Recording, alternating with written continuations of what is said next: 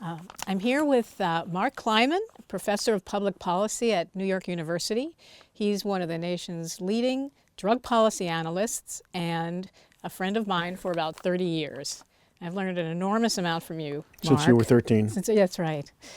And, but we're here today to talk about the many drugs we've experimented with over the years, opiates, methamphetamine, other things we've written about, here to talk about marijuana, which is something you know so much about that you've actually been granted the title Hemperor. Yes, exactly. Okay, and just to add quickly where that comes from, it's because Mark, you've been the, essentially the architect of the Washington state.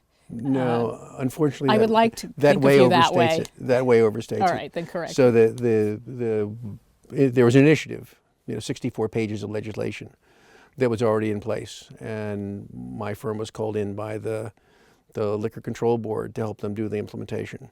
So somebody immediately decided that I was the Washington State pot czar, and I just announced that I preferred Hemperor. Okay, I guess that's what misled me. But in fact, I was never an official of Washington State. I never had any decision-making authority, and we had limited impact. Oh. Because again, most of the policy was already in the statute. Mm-hmm. And I think we were helpful to them, but no, we weren't. Well, you still loom very large in my mind. Exactly. So we'll get back to actually what did happen. This is just a case where the Hemperor had no clothes. But yes, not even a hemp garment. Not even a hemp garment. Okay. No. So speaking of marijuana, what you hear everyone say, or frankly they've been saying this for at least the last decade, it's not your marijuana. So when middle-aged people like us think of marijuana, we think of the kind that we had in college, or knew other people to have in college. Oh yes, none of us would have done it. And we've had our experiences with it, but never quite as intense as people say it is today. So talk a little bit about the potency of today's marijuana, where it comes from, who's using it. Right. So the main active agent in cannabis, I've decided to stop saying marijuana, which was, after all, a bit of Mexican slang that Harry Anslinger decided to adopt. So I think it'll be easier to talk about this seriously if we just use the scientific term. Sure. So the main active agent in cannabis is delta-9 THC. And I mean, one of the interesting things about cannabis as a drug problem is that, unlike alcohol, where there's a single molecule you're interested in, cannabis has at least 4 and maybe 50 or 200 psychoactive agents, most of whose activity we do not understand, and none of whose interactivity do we understand.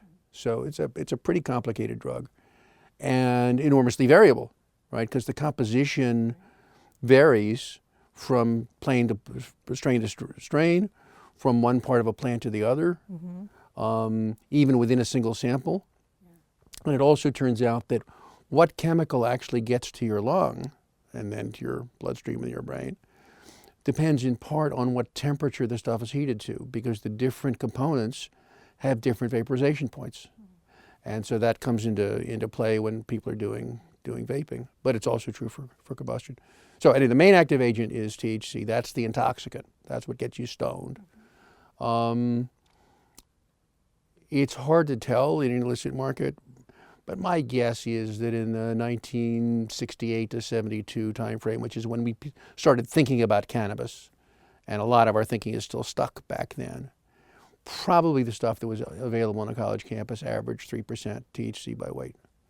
There was clearly stronger stuff available. There were legendary strains, Panama Red and Acapulco Gold and Thai Sticks, and those were probably in the high single digits of THC, might have been low double digits. Stuff routinely available in California and Washington and Oregon stores between 18 and 24% THC by weight. So really a radically different product. And for biological reasons, when you breed a plant, so what's happened in the meantime is 3 things. One is selective breeding, and a second is agronomy, and a third is a change in the way the market works. So selective breeding, you can clearly breed plants for anything you want. The people who use a lot of cannabis, who are a minority of the users, account for most of the volume. And that's true in almost every... True for almost every drug. But what that means is that their tastes dictate to the market. If you smoke every day, you develop a tolerance for THC, which means in order to get stoned, you need a lot of THC. So the breeders have bred very high potency material, but it's partly dictated by illegality because it reduced increased the value to bulk rate. And people predicted when legalization came in that you'd see a move toward less concentrated products. Absolutely the opposite has happened. It's interesting. But when you breed for more THC, you're breeding for less of cannabidiol, which is another major molecule in there. Cannabidiol is a buffer, in effect. So THC is anxiogenic, it creates anxiety. CBD is anxiolytic. In fact, CBD is being looked at as a substitute for the benzodiazepine. Yeah, and that's prized in the medical marijuana type of marijuana, cannabis. Though again, if you look at actual medical marijuana operations, they're selling, 90% of what they're selling is the same thing the commercial operations are selling. That goes to the question of how clinical they truly are. Exactly. And we'll get back to that too. Exactly. So, but it turns out that in the plant, the precursor chemical that makes THC is the same as the precursor chemical that makes CBD. So to breed for high THC content, you have to breed the CBD out. So if you go to a California store with a website, most of their plants are well under 1% CBD. Sometimes just trace amounts, not really measurable amounts. And that change in ratio is probably as important as the change in concentration in generating more intense experiences. Possibly, this isn't proven by any means, but possibly greater risk of dependency. But in any case, no, this is not your grandfather's spot. It also turns out, I think, that some of the other chemicals that aren't even cannabinoids, the terpenes, matter. And there's one called myrcene, which is suspected of being the major cause of what's called couch lock. So some of what are called indica strains, so that's not biologically accurate, have a lot of myrcene in them, and that's what leads to people just being, lying there still for a couple of hours. You said couch lock. Couch lock, right. So, yes, the composition's changed. Now, for years, I was one of the people who said, well, who cares? People titrate, they get as stoned as they want to get stoned. If they can get stoned for 1 puff rather than 4 puffs, well, that's better for their lungs. What's the problem? And there are 2 issues there. One is that the intensity of the experience depends not only on the maximum level, but also on the rate of change. And so you get a much higher rate of change for more intense products. And also, it turns out people don't titrate all that accurately.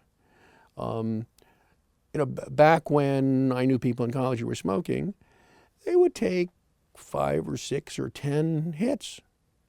Well, at that point, it's pretty easy to titrate because if you meant to take 9 hits and actually only take 8 hits, it doesn't matter very much.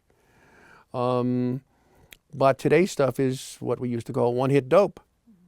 Well, it's harder to titrate.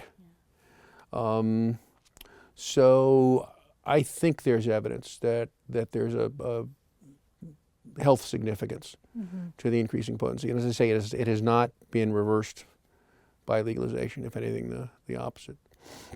Well, we'll move on. The other big change is people quote cannabis prices per gram, or it used to be per ounce, now it's per gram. But people aren't really consuming plant material, they're consuming hours of intoxication. Over the past 20 years, the illicit price of cannabis hasn't changed very much. I mean, $10 a gram, $300 an ounce, pretty good number then and now. But the difference is that today's stuff has maybe 6 times as much intoxicant in it, or 4 times. So the price of an hour stoned has dropped radically. And I think it's that price decrease more than anything else that's driving the dramatic increase in heavy use. So in 1992, just look at the household survey, of the people who report having used in the past month, who are technically called current users, about 9% said they'd used 25 days or more in that month. So those are the daily, near daily users, the DND users. That number's now up to 40%. 40% of all the people who say on a survey if they used at all in the last month, say they used virtually every day.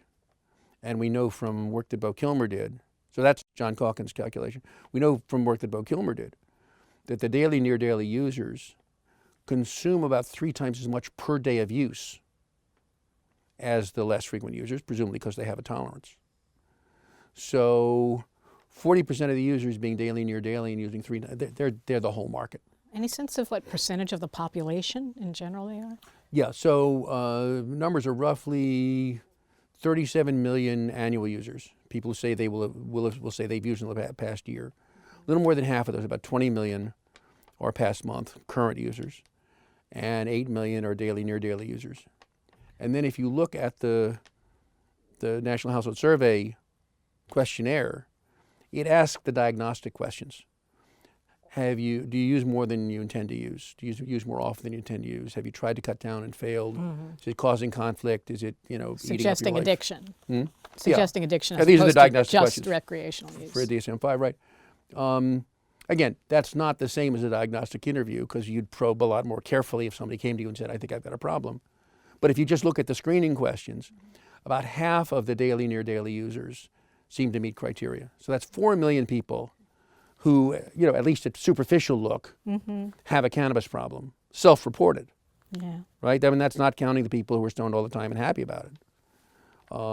If you ask their parents or their girlfriends whether they had a cannabis problem, you might get a different answer. Right. But 4 million compares to 16 million for alcohol, right? So it's a lot less. Probably compares to 1 million for the opiates. Yeah, about 1 million. So it is now a substantial looking drug problem. I mean, what I like to say about this is that in the years I've been debating cannabis policy, we have actually developed for the first time a serious cannabis problem. I mean, in 1979, we didn't have a noticeable cannabis problem.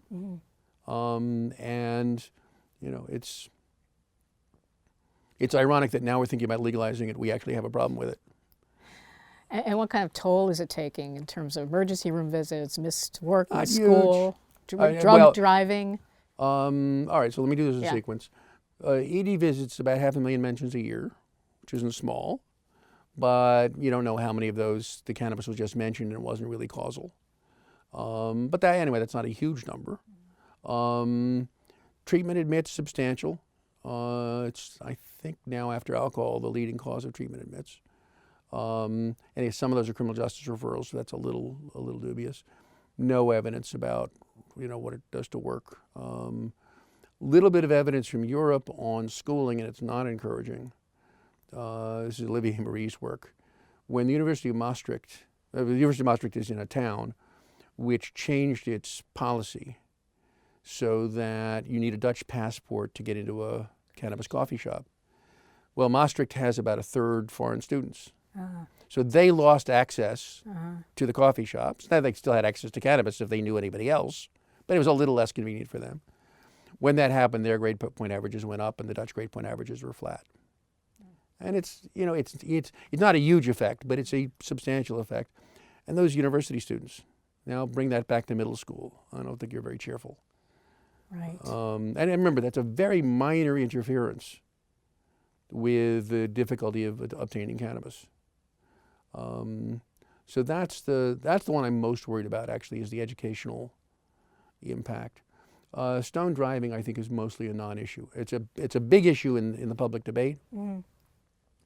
As far as I can tell from the simulator tests, if I'm going to use a technical term, if you get somebody wrecked out of his gourd and put him in a driving simulator, he's got about twice the crash risk of somebody, that same person, flat sober. Now, relative risk of 2 if you're an epidemiologist is a big number. But in real life, driving is a very safe activity.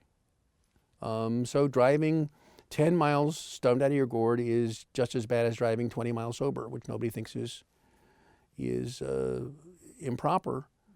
The natural comparison is to drunk driving.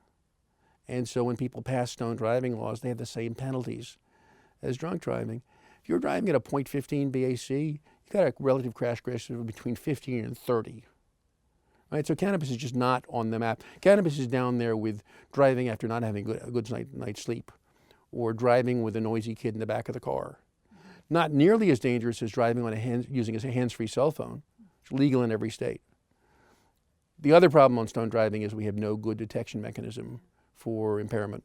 So my view is we should come up with some kind of clue, probably a saliva test, but make it a traffic ticket, not a criminal offense like drunk driving. It just simply doesn't belong on that page. Would a saliva test be complicated by the same problems of a blood test or urine test, which is that the molecule hangs around for a long time? Apparently the saliva test doesn't pick up stuff that's coming back from blood. It's just picking up what's in the oral cavity. Okay. And so it ought to be reasonably specific to use from the last 3 or 4 hours. Now look, I'm sure if we had saliva tests at the roadside, people would be selling mouthwashes to beat the saliva test. But the best we're going to do for cannabis, given the chemistry of it in the bloodstream, is we're going to be able to detect recent use. We're not going to be able to detect impairment. And so we should settle for that. The other thing is, any of the blood tests will detect use that's sufficiently far in the past. Right. So the person, A, isn't impaired at the time you got him, or at least you don't know that he was impaired. But worse, in my view, it means that if you've smoked in the last week, whatever the standard is for stoned driving, you can't possibly know whether you're breaking the law or not. Alcohol's easy, right? A drink, if you're a normal-sized male, 4 drinks will get you to 0.08. If you're a normal-sized female, 3 drinks will get you to 0.08. The liver will take out about a drink an hour. So if you can count and use a watch, you can estimate your BAC pretty closely. Blood alcohol level. Blood alcohol level. With cannabis, you just can't. And I think a law that you can't know whether you're breaking or not has got to be a bad law. Same issues are going to come up in the workplace. We may be driven to actual impairment testing. That is, say, ignore the chemistry, just look at whether people are fit to work or test. not. But that turns out to have its own set of problems. I think those are actually relatively minor. They're not on my list of top 10 things to worry about cannabis. Okay, well, we'll get to the top 10 list. And I suspect one of them is, as you alluded to already, teenagers and educational interference. How many of the dependent people, the 4 million, are actually under 18 or in that, or in the high school range? Don't have that number in my head, but the basic answer to the question is that while heavy use in the population has exploded, and actually use in the population has gone up substantially from about 25 million to 37 million past year users, youth use has not noticeably increased. And there's sort of a paradox there. The attitudes have shifted strongly in a pro-cannabis direction. Historically, the folks at Monitoring the Future have insisted that attitudes drive consumption, but you've had a massive shift in attitudes and no dramatic upsurge in consumption. John Calkins, I think, solved that riddle for us. Okay. Cannabis smoking, again, this is very unlike when we were in college. Cannabis smoking used to be anti-correlated with cigarette smoking. Now it's very strongly positive correlated. It's almost the same population. Oh, and since so few people smoke, so few teens smoke, so the conditional probability of cannabis use, given that you're a smoker, has gone up. The conditional probability of being a cannabis user, given that you're a non-smoker, has gone up. But the probability that you're a smoker has gone way down, and that's brought cannabis with it. So does that point to some almost a third factor of just risk taking, or Well, no, it what may actually be attracts tobacco. kids to that tobacco interaction with cannabis? Well, you're saying? there's definitely interaction between nicotine and cannabis. Europeans use them together. They roll a You mean joint. one's more of a little stimulant and the other's a little bit, or do we understand the synergism at all? I don't think we do, but I think there may be potentiation at the CB1 receptor. But in any case, or maybe there's just a stimulant and that adds to the experience. But also people get used to smoking. People what? I'm sorry. People get used to smoking. So used to smoking is a barrier to cannabis use. If people break that barrier because they've been smoking cigarettes, then they're more, or put it this way, people are not breaking that barrier because they're not smoking cigarettes, then they're more likely to find an offer of a joint icky. Okay, so you mean if Use a you're used to technical if you're used to ingesting something through the pulmonary route, Right. you're kind of primed to try something else in Right. that way. Yeah. Well, that's interesting. And and then that's the other question. the radical transformation in the state legal markets away from smoking flowers to Eating them? well, to The vaping, edibles? mostly Oh, vaping. So that gets rid of the smoking barrier. That gets rid of the cough barrier. And so that might turn out to drive use. Sorry, but it was back to an earlier point. So the third big change in the market isn't technical at all. It's purely commercial. Again, in the late 60s, early 70s, what was sold as marijuana was mostly the leaves of the plant with an occasional flower thrown in, and sometimes with stems and seeds, which were not useful at all. And sometime over this period, the commercial practices changed so that all that's sold is the flowers. The leaves are regarded as shake, or sort of a side product. So that what they called cannabis is the single bud that used to be in that ounce. So even if the plant had the same potency it used to have, the material people are using is probably 2 or 3 times as potent just because they're using flowers and not leaves. Got it. Okay, so let's move on to, well, let's talk a little bit about medical marijuana and its relationship to legal recreational marijuana, cannabis. For the most part, if I can quote Tom Saz, the difference between medical marijuana and marijuana is the difference between holy water and water. It's merely a matter of intention and not always sincere intention. You're only allowed to quote Tom Saz on addiction, not mental illness. Absolutely, absolutely. The people But who the intention use, of the users or intention of even the prescribers sometimes. Yeah, I mean, I'm not sure what the recommenders are up to. Legally, they're not prescribers yet. So look, there's a paradox here. We now know, due to Machulam's work, that there are 2 receptor systems, CB1, which is mostly central, and CB2, which is mostly peripheral, that respond to the cannabinoids. Okay, so one in the brain and one in the central nervous. Right. I mean the peripheral nervous system. But also the digestive system and all sorts of places CB2 occurs. So just as a physician, what's the probability that we never want to manipulate those receptor systems to produce some curative effect? 0. There's got to be some use. I mean, these are basic systems, right? Obviously, there's therapeutic potential, and we're learning more and more about what it is. Among other things, it turns out that cannabis potentiates opioid pain relief, so that you can get the same pain relief with less opioid. Well, that's got to be a winner. And isn't there a relationship, but in some states that have legalized where opiate use is actually going down? Well, not that opiate use is going down, because it's going up elsewhere, everywhere. Or prescription, though. But if you compare the states with loose medical marijuana to states with tight medical marijuana or none, you see a slower rate of growth in both opiate prescriptions and opiate overdose deaths. So that's work by Rosalie Pikula and Rosanna Smart and a couple of other folks. I mean, Keith Humphreys insists that this is the ecological fallacy and we don't really know at an individual level. I think the evidence is pretty strong. Again, because it matches the anecdote, which is that lots of people say they can use less opiate or even none if they're using cannabis. Now, there is not evidence, I think, except in neuropathic pain, for actual reduction in pain sensation. But after all, a lot of what the opiates do for pain relief is make you not care that it hurts. That's right. And if cannabis serves that function just as well, then as far as I'm concerned, it's a pain reliever. Yeah, I mean, that is an interesting part about opiates is they have a big effect on apathy. On the attention you may pay to certain sensations. And but the sensation, people will report often feeling it, just not caring as much about it. Exactly. You know the scene in Lawrence of Arabia where he shows somebody how to put out a match with your fingers.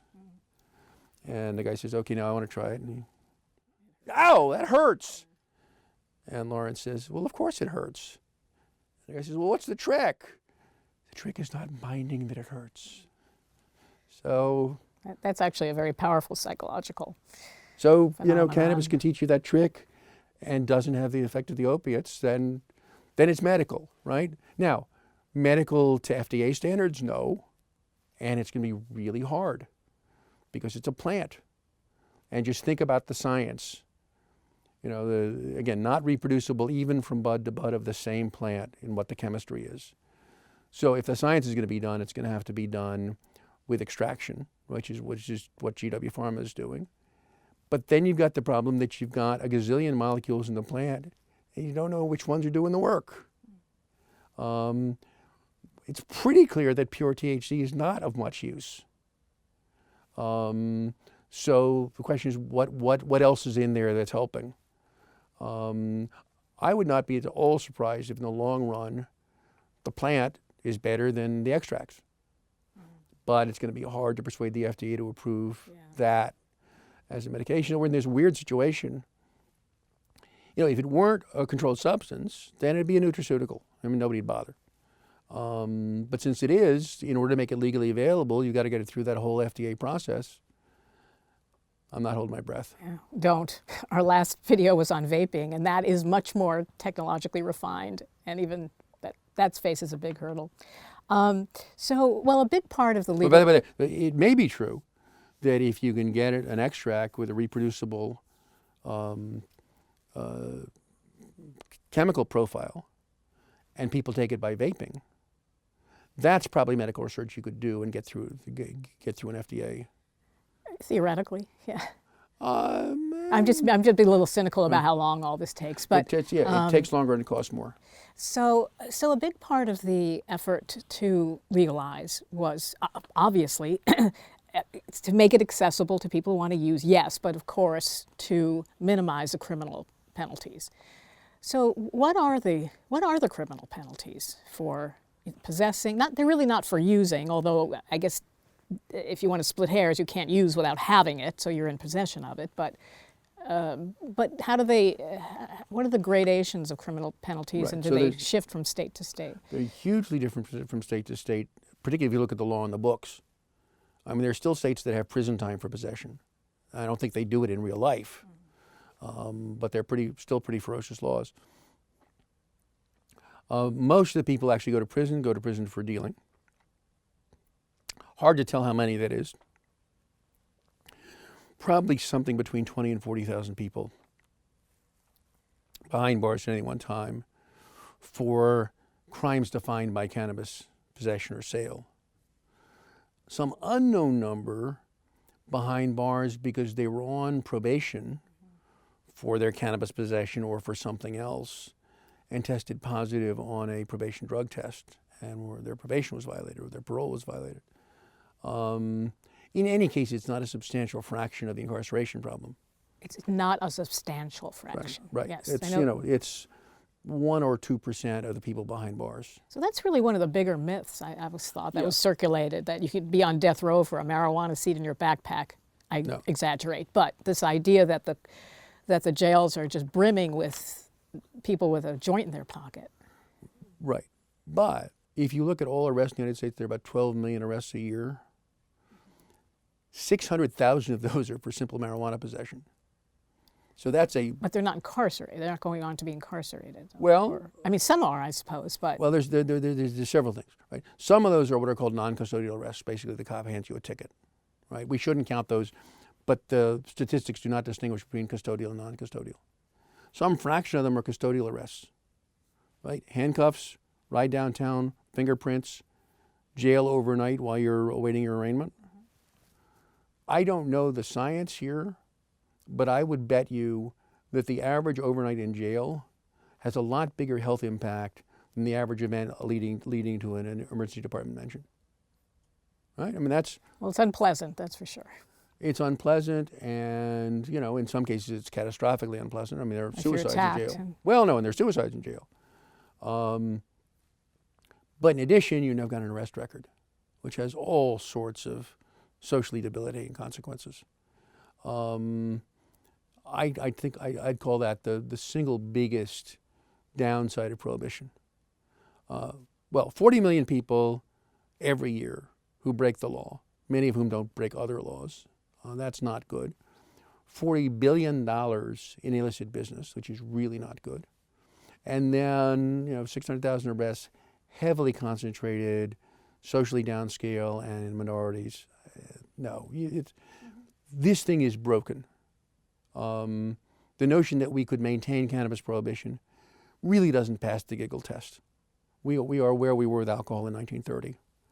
And I'm frustrated that the people like me who are very concerned about the public health consequences of an unwise legalization are fighting legalization as if that's a battle that's either winnable or should be won, as opposed to fighting for a sensible form of it.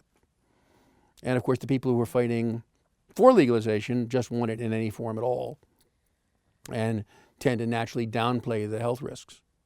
So it's a frustrating situation where there's, fools to the left of me, jokers to the right. Here I am stuck in the middle with you. With me, yes. Exactly. So what in your view would be the most sensible marijuana policy?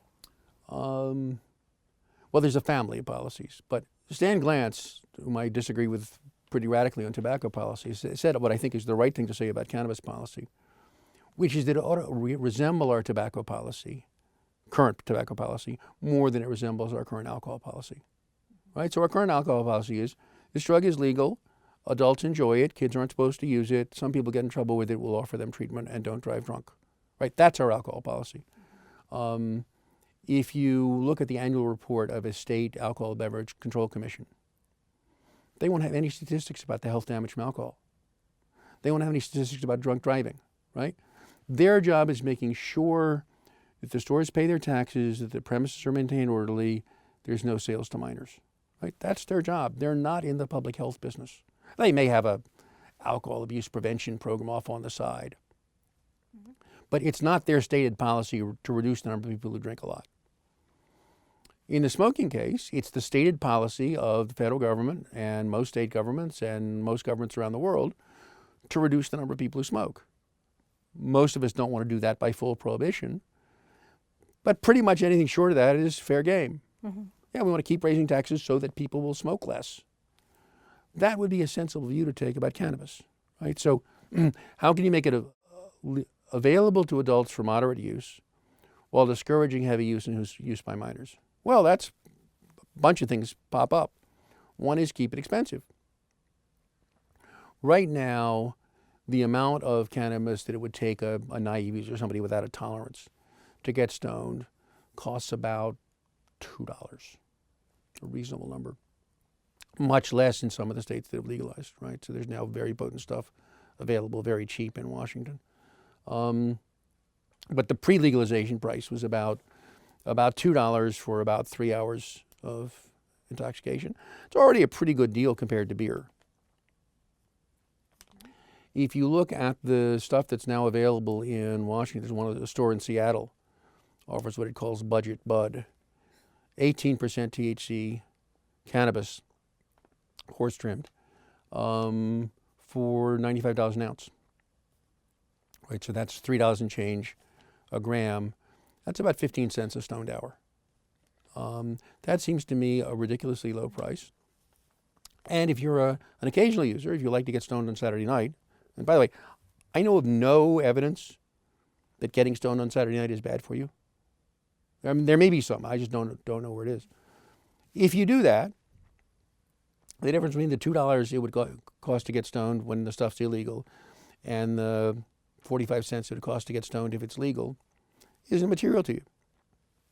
After all, the Doritos cost more. If you smoke 4 joints every day, which there are a couple million people who do that, the price matters. So as Phil Cook says about alcohol, the argument for the high price is that it doesn't matter to the people who are using responsibly, and it puts a crimp in the people who are using dangerously. So the first thing is keep the price up, which the Dutch did, by the way. The Dutch legalized the retailing end, but not the production end.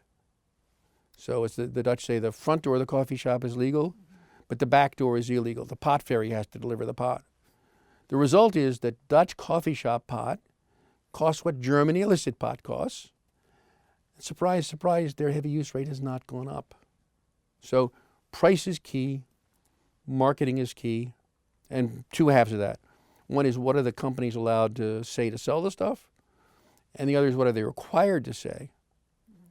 So one of my, seems to me pretty obvious recommendations is that because cannabis is complicated, and because legalization brings new users in, the people on the other side of the counter, the sales clerks, they're called bud tenders now. Right now, they're mostly guys with ponytails who are being paid the minimum wage.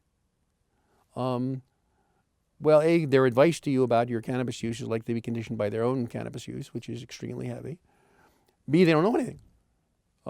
So why not require that the clerks have pharmacology training and have substance abuse prevention training and have a license and a fiduciary responsibility to give advice to the consumer for the consumer's benefit and not for the store owner's benefit. I don't see any interference with liberty in that. But pharmacists do that sometimes. Yeah, and one possibility is to require people to have pharmacy training. So that would help.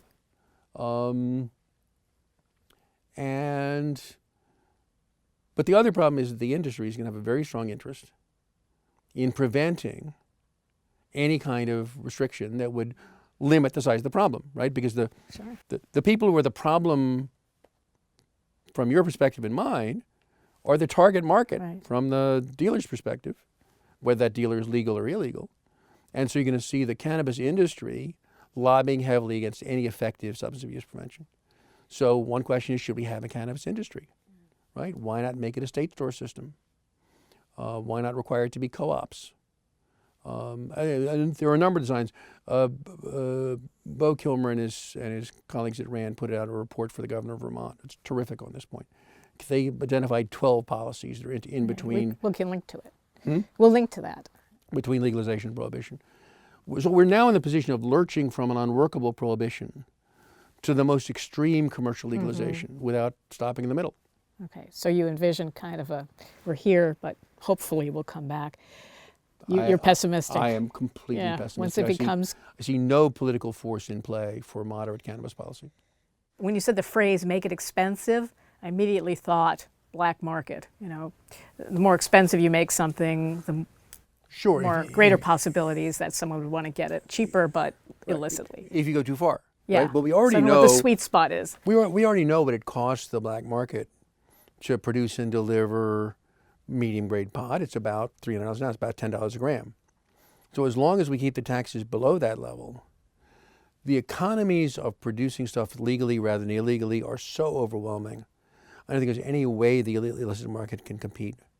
You know, in the tobacco case, we've got substantial illicit tobacco traffic, but that's all diverted from legal channels. That's all produced in real factories. There's a little bit of cheap white in this country, but it's really trivial.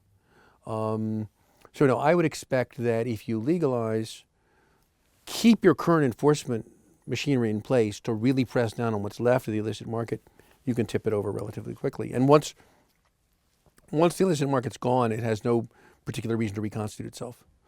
So yeah, I mean, if you got the price above the illicit price, sure. But to keep it at around 10 or 7 a gram, or actually the right way to think about this is between $75 and $100 per gram of THC, which is the active agent.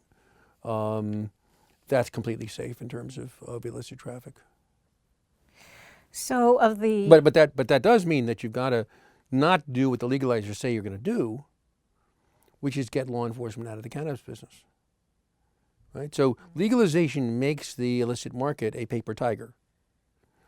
But a paper tiger doesn't fall over unless somebody pushes it.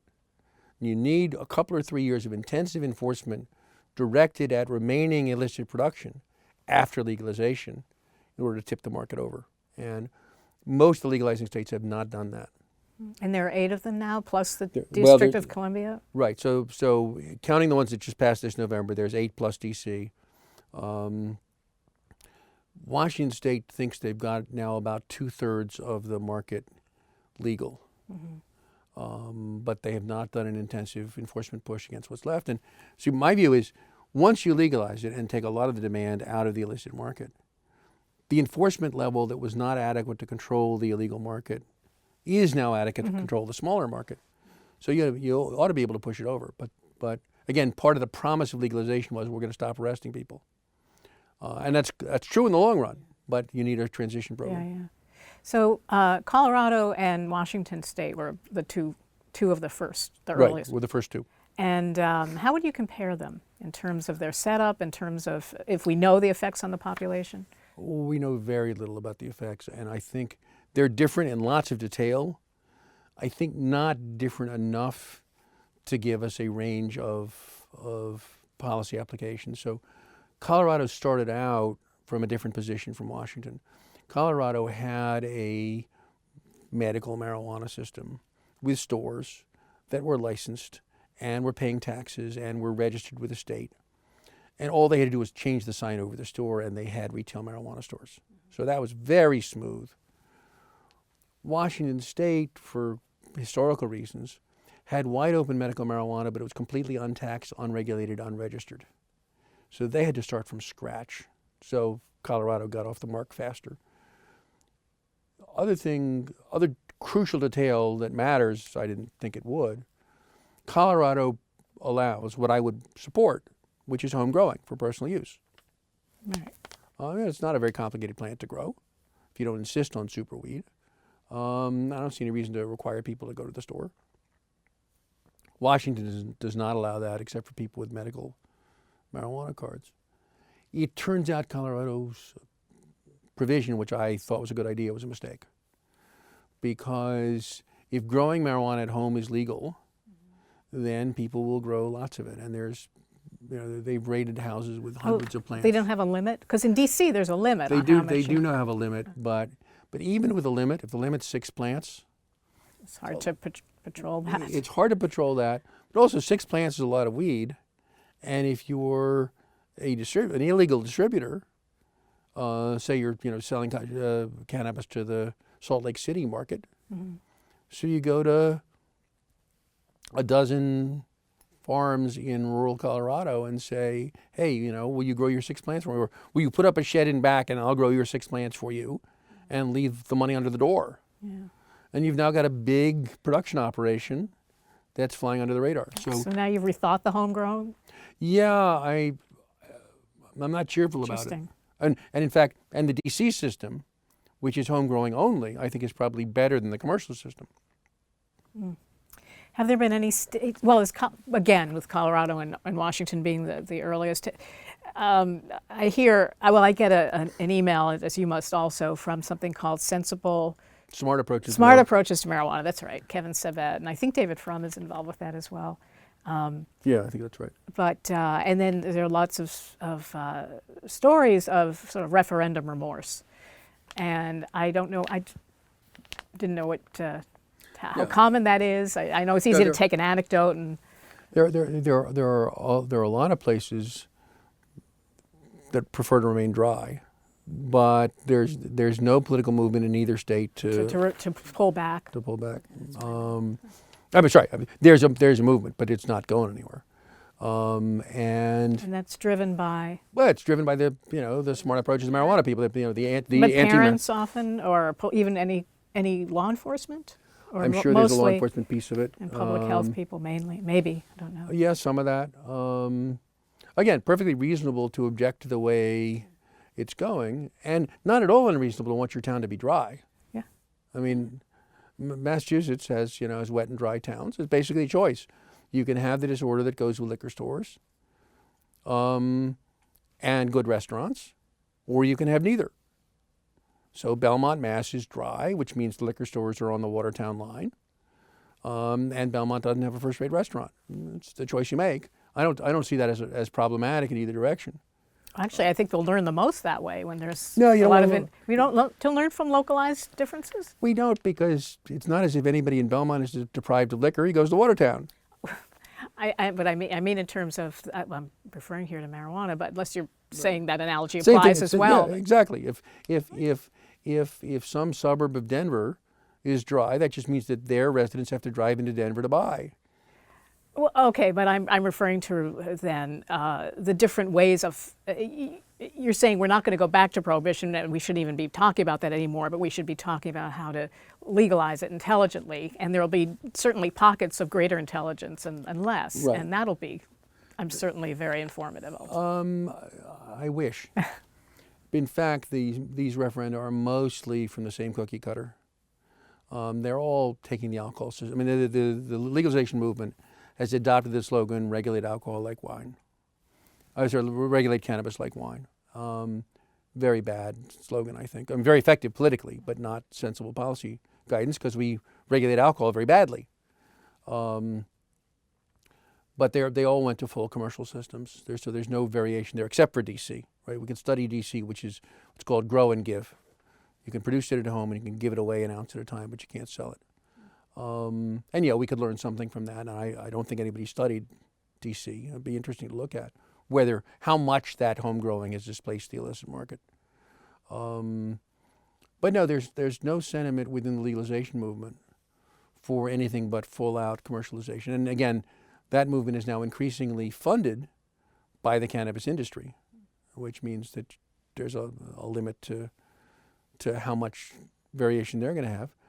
And despite the slogans, Kevin Sabet and David Frum support prohibition. I mean, in principle, they say, well, yes, you can imagine some kind of legalization that would work. But when you give them any particular one, they're always against it. Even DC, right? So really there is not, and people, when I talk to people about this, a lot of people say, well, that sounds like a sensible approach. What group can I join to advocate for that? And there isn't one. Maybe we just start smarter approaches to marijuana. But at the moment, there is simply nothing in the political arena that represents the viewpoint of the sort of public health oriented drug policy researchers that I know. Yeah. Ironically, though, so many people, so many public health. There's so much animus within the public health world against vaping and alternatives to nicotine. Such a strange paradox, and this is barreling away. You mentioned earlier that there were 10 things, give or take, that you are interested in about or worried about marijuana policy. You don't have to go through all 10, but could you give me the top? Can we end with the top 3? So number 1 is the growth in heavy use and the fraction of those folks who have a cannabis use disorder. Number 2 would be impact on educational attainment. It's particularly an issue with middle school and high school kids. And it's true the level of use among teenagers has not gone up noticeably over the last few years. I'm not sure that'll be stable under full legalization. But it's stable at a level that, from the perspective, again, of 1970 is extremely scary. 1970, the median age at first use of cannabis was 19. People graduated from high school, went either into the workforce or into college, and that's where they encountered cannabis. By the mid-'80s, median age at first use had gone to 15 or 16. So we're talking about late middle school, early high school. And that situation's not improving at all. I'm not cheerful about that, and I'm really not cheerful about it if we get a big commercial market that pushes it. One thing that's among the secondary impacts of legalization that we haven't seen yet, but will see, is that the cannabis industry, as it becomes legal, gets to be a revenue source in the mass media. And so that the editorial content, the news content of coverage is likely to shift. You open the New York Times and there'll be an ad for... Well, but it's not the ad that's doing the work. You open the New York Times, there's going to be an ad for cannabis, and the management of the New York Times is going to hear from its advertisers if it runs anti-cannabis editorial material. If there's a new report on health risks from cannabis and it goes on the front page, they're going to be getting phone calls. Tom Schelling pointed out a long time ago that of all the American mass media publications, the first one to draw attention to the health risks of smoking Really? was the Reader's Digest, Right. because it was subscriber supported, not advertiser supported. Interesting. So the impact on media coverage of cannabis from legalization and marketing expenditure, I think, is something pretty seriously worrisome. The other thing to worry about is combinations with nicotine, with alcohol. I had hoped, I would have pretty strongly predicted that since there are alternative intoxicants and alternative ways to use time, that cannabis would be a substitute for alcohol. And so I thought that was the strongest argument for legalizing cannabis, other than the fact that prohibition doesn't work, which is if we could switch 10% of our heavy drinkers to heavy cannabis smoking, we'd be way ahead of the game. So far, no evidence of substitution for alcohol, though, again, there is for the opiates. But we ought to think about policies. So if I wanted to make a stone driving law, I'd have a serious penalty for driving with cannabis and alcohol on board together. And that's not an uncommon synergy. No, unfortunately, cannabis is now heavily involved in polydrug consumption. And I jokingly suggested to the Washington Liquor Board that it was going to be hard to get the cannabis stores to advertise about the risks of cannabis. And of course, very hard to get the alcohol stores to advertise about the risks of alcohol. But since they regulated both industries, they had to encourage the alcohol guys to badmouth pot and the pot guys to badmouth booze. And then they'll both badmouth you. Exactly. But it didn't go. So here's the $64,000 question, I suppose, not accounting for inflation, which is with an attorney general like Mr. Sessions, Senator Sessions, and basically every state still breaking the Controlled Substances Act. Including Alabama. What do you see here? Well, my crystal ball is cloudy. I don't know what's going to happen. But I know what I would say to Mr. Sessions. You can shut down every state legal cannabis distribution system, both medical and non-medical, without much resource expenditure, because all of them require licenses. All those license applications are matters of public record. The application demonstrates intention to violate the federal law. Just take that list of applications into the nearest federal district court and say, I'd like an injunction against every one of these people against doing anything that license would permit. And that injunction issues right away. It's straightforward. You think there's a chance he'll do that? There's a reasonable chance he'll do that, and here's why he shouldn't. Because, okay, you've now shut down the state legal system. But you've got 4,000 DEA agents, Mr. Sessions, and there are 500,000 state and local cops. You don't have the horses to enforce the federal drug laws without state and local assistance. And if California just decided to back off, then you've replaced a taxed and regulated market, not as highly taxed or slightly regulated as I like, but still a taxed and regulated market, with a completely untaxed and unregulated market. Do you really want to do that? And my guess is that he will consider that, and that the folks in the White House will look at the polls, and that they will continue essentially the holder policy. Well, we can only hope he consults the Emperor on this, which I know is not a cabinet position, but it's not a cabinet position, and I can imagine some people he's likely to consult, but I'm not on that list. Well, see what we can do.